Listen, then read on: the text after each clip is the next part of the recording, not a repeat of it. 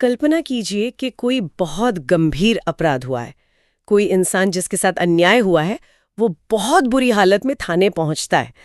मतलब उसे लगता है कि पुलिस उसकी बात सुनेगी और तुरंत कोई एक्शन लेगी, लेकिन वहां जो होता है वो किसी गहरे सदमे से कम नहीं होता। हाँ, पुलिस रिपोर्ट लिखने से ही साफ इनकार कर देती है। बिल्कुल। मतलब जो रक्षक है वही रास्ता रोककर खड़े हो गए। तो ऐसी स्थिति में एक आम नागरिक क्या करे? जब पुलिस ही सुनने से मना कर दे तो इंसाफ के लिए कहाँ जाया जाए? देखिए, ये वो मोड़ है जहां अक्सर लोगों की हिम्मत टूट जाती है। मतलब एक आम इंसान को लगता है कि जब पुलिस ने ही मना कर दिया तो अब सब खत्म, सिस्टम से भरोसा ही उठने लगता है।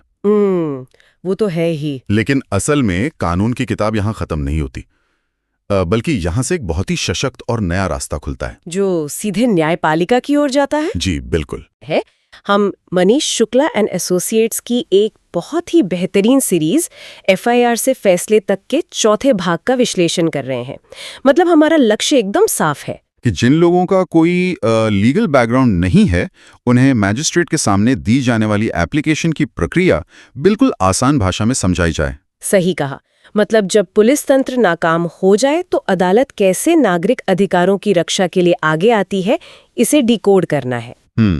और ये चर्चा इसलिए भी बहुत अहम है क्योंकि ये सिर्फ कुछ धाराओं को रटने के बारे में नहीं है, ये उस मजबूत ढांचे को समझने के बारे में है जिसे हमारे कानून निर्माताओं ने बहुत सोच समझकर बनाया है। बिल्कुल। और मतलब इस विस्तृत चर्चा का उद्देश्य व्यवस्था को कोसना या किसी को सही गलत ठहराना नहीं है। हम बस निष्पक्ष रूप से ये समझना चाहते हैं कि ये पूरा सिस्टम काम कैसे करता है। एकदम सही। थाने का दरवाजा बंद हो गया है तो जाहिर सी बात है कि पदानुक्रम में ऊपर जाना होगा। लेकिन एक आम धारणा ये होती है कि अगर थाने में सुनवाई नहीं हुई तो सीधा जज साहब के पास चलते हैं। हाँ, ज्यादातर लोग यही सोचते हैं। तो मैं ये पूछना चाह रही थी कि सीधा कोर्ट जाने के बजाय किसी वरिष्ठ पुलिस अधिकारी का दखल क्यों जरूरी है? मतलब सीधा मैजिस्ट्रेट के पास जाने में क्या हर्ज है? देखिए, ये बहुत स्वाभाविक सा विचार है। जब इंसान परेशान होता है तो वो चाहता है कि सीधा सर्वोच्च अधिकारी या जज से बात हो जाए। लेकिन कानूनी प्रक्रिया इस तरह से काम नहीं करती। मतलब एक क्रम तय है। बिल्कुल। सीधे कोर्ट जाने से पहले यह साबित करना होता है कि तय किए गए क्रम के अनुसार सभी दरवाजों को खटखटाया गया है। या हमें पुराने क्रिमिनल प्रोसीजर कोड और नए भारतीय नागरिक सुरक्षा संहिता यानी BNSS के टाइमलाइन को समझना होगा। इस प्रक्रिया के मुख्य रूप से 3 चरण हैं। तो पहला चरण तो वही हुआ जिसका हमने अभी जिक्र किया। सबसे पहले थाने के प्रभारी को शिकायत देना, जी, जिसे पुराने कानून में धारा 154 कहते थे और नए BNSS में ये धारा 173 के तहत आता है। अच्छा। लेकिन जब वहां से कोई मदद नहीं मिलती, जब थाना प्रभारी मना कर दे, तब मामला कहाँ जाता है? तब आता है दूसरा अनिवार्य चरण। पुलिस की निष्क्रियता के बाद नियम कहता है कि जिले के पुलिस अधीक्षक यानी SP को अपना आवेदन भेजा जाए। मतलब पुराने कानून की धारा 154 उपधारा 3। एकदम सही। और नए कानून में ये धारा 173 उपधारा 3 है। SP जिले का सबसे बड़ा पुलिस अधिकारी होता है। उसे लिखित में बताया जाता है कि आपके अधीन आने वाले थाने ने एक गंभीर अपराध की रिपोर्ट लिखने से मना कर दिया है। वाह, ये तो बिल्कुल वैसा हो गया जैसे कोई इंसान किसी कंपनी की सर्विस से परेशान है, वो सीधा कंपनी के CEO को तो ईमेल नहीं कर सकता ना? बिल्कुल नहीं। हाँ, मतलब उससे पहले ग्राउंड फ्लोर पर बैठे कस्टमर केयर से बात करनी ही होगी। अगर वो समस्या नहीं सुलझाते तो फिर मैनेजर या नोडल ऑफिसर के पास जाना होता है। हाँ, मतलब एक ये कस्टमर सर्विस एस्केलेशन मैट्रिक्स की तरह है। ये बहुत ही सटीक एनालॉजी है। कानून भी बिल्कुल इसी सिद्धांत पर काम करता है, जिसे न्याय की भाषा में सभी प्राथमिक विकल्पों का इस्तेमाल करना कहा जाता है। अच्छा, एग्जॉशन ऑफ रेमेडीज। हाँ, मतलब मजिस्ट्रेट को ये विश्वास दिलाना सबसे जरूरी है कि पीड़ित ने न्याय पाने के लिए व्यवस्था के हर शुरुआती उपाय को आजमा लिया है। अगर देखा जाए हर छोटी बात पर लोग सीधे अदालत पहुंचने लगें तो अदालतों पर मुकदमों का कितना भारी बोझ पड़ जाएगा। हाँ, वो तो है ही। वैसे इतने पेंडिंग केस होते हैं। सही कहा। इसलिए मजिस्ट्रेट ये देखना चाहते हैं कि क्या उस व्यक्ति ने सिस्टम को काम करने का मौका दिया। जब ये साबित हो जाता है कि थाने में शिकायत की गई, SP को लिखा गया और फिर भी कुछ नहीं हुआ, तब जाकर मजिस्ट्रेट मामले को सुनने के लिए तैयार होते हैं। और ये तीसरा और सबसे महत्वपूर्ण चरण है। पुराने कानून की धारा 156 उपधारा 3 और नए कानून की धारा 173 उपधारा 4 के तहत। बिल्कुल सही। अदालत ये सुनिश्चित कर रही है कि पुलिस अपना काम करने से बच नहीं सकती। तो एक बार जब सही क्रम का पालन कर लिया गया और मामला मैजिस्ट्रेट के दरवाजे तक पहुंच गया, तो अगला सबसे बड़ा सवाल ये आता है कि वो अर्जी दिखनी कैसे चाहिए। क्योंकि मैंने सुना है कि बहुत सी एप्लीकेशंस कोर्ट में सिर्फ इसलिए रिजेक्ट हो जाते हैं क्योंकि वो सही से ड्राफ्ट नहीं की गई होती। हाँ, ये बहुत आम बात है। आवेदन के खारिज होने का सबसे बड़ा कारण यही होता है कि लोग उसे एक लंबी कहानी या किसी भावुक निबंध की तरह लिख देते हैं। ओहो, मतलब भावनाओं में बह जाते हैं। बिल्कुल। जबकि मैजिस्ट्रेट के समक्ष दी जाने वाली एप्लीकेशन की भाषा पूरी तरह से तथ्यात्मक और सटीक होनी चाहिए। हाँ। उसका उद्देश्य सिर्फ ये साबित करना है कि जो तथ्य बताए जा रहे हैं उनसे एक संज्ञेय अपराध बनता है। एक सेकंड, ये संज्ञेय अपराध थोड़ा टेक्निकल लग रहा है। एक आम इंसान के नजरिए से इसका क्या मतलब है? इसे ऐसे समझते हैं, कानून अपराधों को गंभीरता के आधार पर बांटता है। संज्ञेय अपराध यानी कॉग्निजेबल ऑफेंस, ये वे गंभीर अपराध होते हैं जैसे हत्या, लूट या बलात्कार, जिनमें पुलिस बिना वारंट गिरफ्तार कर सकती है। जी, और जिनकी जांच करना उनका कानूनी कर्तव्य है।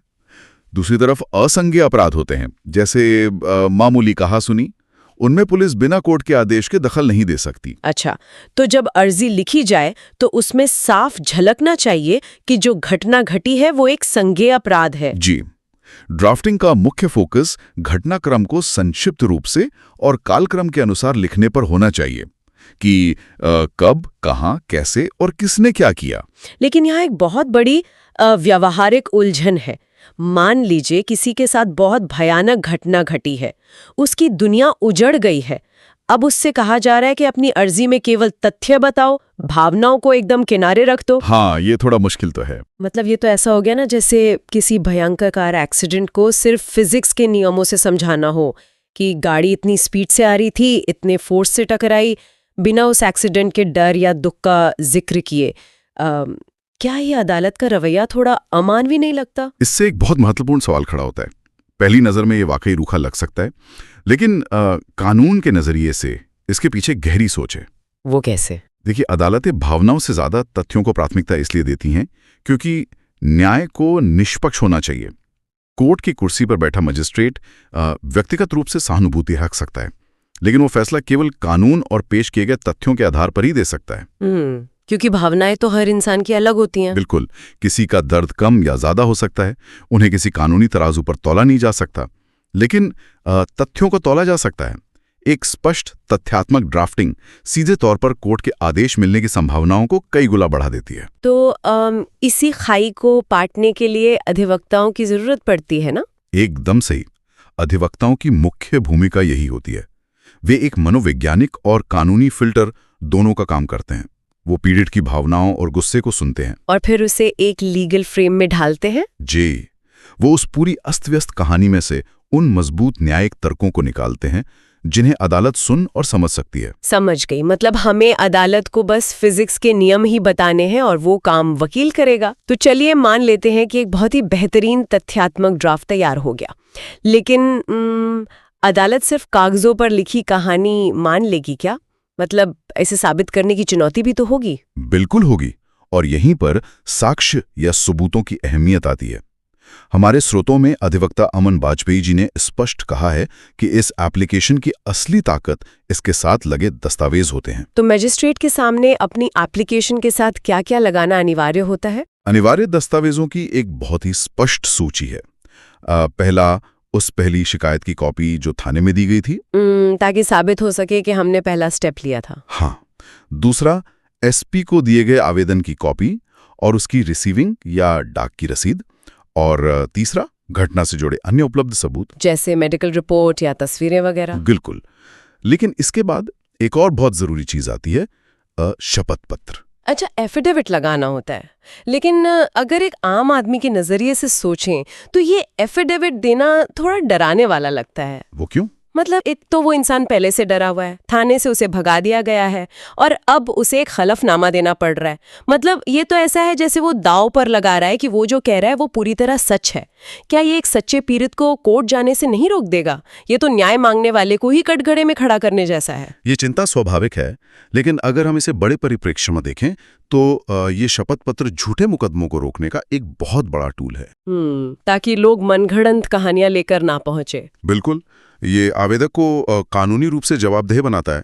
जब कोई व्यक्ति शपथ पत्र देता है तो वो घोषित कर रहा होता है कि दी गई जानकारी उसके ज्ञान के अनुसार सत्य है और कुछ छिपाया नहीं गया है। और अगर बाद में ये झूठ साबित हुआ तो उस व्यक्ति पर अदालत में झूठ बोलने या पर्जरी का मुकदमा चल सकता है। ये एक फिल्टर है जो सच्चे मामलों को झूठे मुकदमों से अलग करता है। अच्छा, तो मतलब सच्चे पीड़ित को डरने की जरूरत नहीं है क्योंकि वो तो सच ही बोल रहा है। जी बिल्कुल, व्यवस्था को खुद को भी तो बचाना है ताकि वो उन लोगों के लिए काम कर सके जिन्हें वाकई न्याय की जरूरत है। ये बहुत ही तार्किक बात है। तो अब स्थिति ये है कि हमारे पास तथ्य हैं, सबूत हैं, रसीदें हैं और शपथ पत्र भी है। फाइल मजिस्ट्रेट साहब की टेबल पर पहुंच गई, लेकिन अब अदालत से मांगना क्या है? उस अर्जी का निष्कर्ष क्या होता है? किसी भी कानूनी एप्लीकेशन का सबसे अहम हिस्सा उसकी प्रार्थना होता है। सारी कहानी बताने के बाद आपको अदालत को स्पष्ट रूप से बताना होता है कि उससे क्या अपेक्षा है। तो एक आदर्श प्रार्थना का ढांचा कैसा होता है? इसकी एक बहुत सटीक और नपी-तुली कानूनी भाषा होती है। जैसे माननीय न्यायालय से निवेदन है कि प्रस्तुत तथ्यों के आधार पर संबंधित थाना को एफआईआर दर्ज करने एवं निष्पक्ष विवेचना करने हेतु निर्देशित करने की कृपा करें। एक मिनट, यहाँ ये नहीं कहा जा रहा है कि इस आरोपी को तुरंत गिरफ्तार कर लिया जाए या कड़ी सजा दी जाए। सिर्फ ये कहा जा रहा है कि पुलिस को अपना काम करने का आदेश दिया जाए। बिल्कुल, ये एक बहुत बारीक कानूनी समझ है। मजिस्ट्रेट इस प्रारंभिक चरण में ये तय नहीं कर रहे हैं कि कौन दोषी है। वे सिर्फ ये देख रहे हैं कि क्या कानून का उल्लंघन हुआ है जिसकी जांच होनी चाहिए। मनीष शुक्ला जी इसे केस का टर्निंग पॉइंट मानते हैं। टर्निंग पॉइंट वो कैसे? मतलब सत्ता का ये हस्तांतरण इतना सशक्त कदम क्यों है? क्योंकि इस एक प्रार्थना के स्वीकार होते ही जांच का नियंत्रण पूरी तरह बदल जाता है। कल तक जो पुलिस सुन नहीं रही थी, अब वो अदालत के आदेश से काम करेगी। वाह! मतलब अब नियंत्रण पुलिस के हाथों से निकलकर न्यायिक निगरानी में आ जाता है। बिल्कुल, इसे ही चेक एंड बैलेंस कहा जाता है। जब पुलिस काम नहीं करती तो न्यायपालिका बीच में आती है। मजिस्ट्रेट ये सुनिश्चित करते हैं कि कानून का पालन हो। पुलिस अब अदालत को जवाबदेह होती है। ये तो एक आम नागरिक के लिए बहुत बड़ी जीत है। उसकी आवाज जो थाने में दबा दी गई थी, उसे अदालत की ताकत मिल जाती है। एकदम सही कहा आपने। ये वाकई में बहुत कुछ सोचने पर मजबूर करता है। अगर हम इस पूरी चर्चा के मुख्य बिंदुओं को एक साथ पिरोएं तो हमने कई अहम बातें देखी।